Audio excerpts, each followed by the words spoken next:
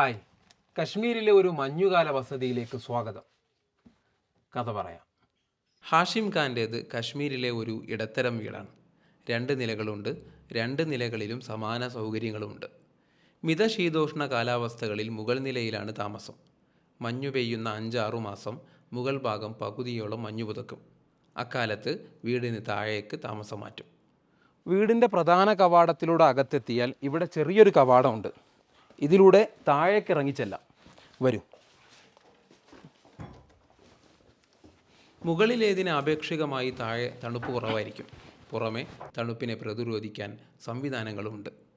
താഴെ നിലയിൽ ഒരു ഭാഗത്തേക്ക് മാത്രം ഒരു വാതിലുണ്ട്. ബാക്കി 3 ഭാഗങ്ങളും മണ്ണിനാൽ ചുറ്റപ്പെട്ടവയാണ്. ഹാഷിം ഖാൻ്റെ വീട്ടിലൊരു പഴയ അലാം ക്ലോക്കുണ്ട്. എൻ്റെ ഓർമ്മകളിലെവിടെയോ ഇങ്ങനൊരു ക്ലോക്ക് ഇപ്പോഴും തങ്ങി നിൽക്കുന്നുണ്ട്. വീട്ടിൽ വന്ന വിരുന്നുകാരെ കൗതുകത്തോടെ നോക്കി നിൽക്കുകയാണ് കുട്ടികൾ.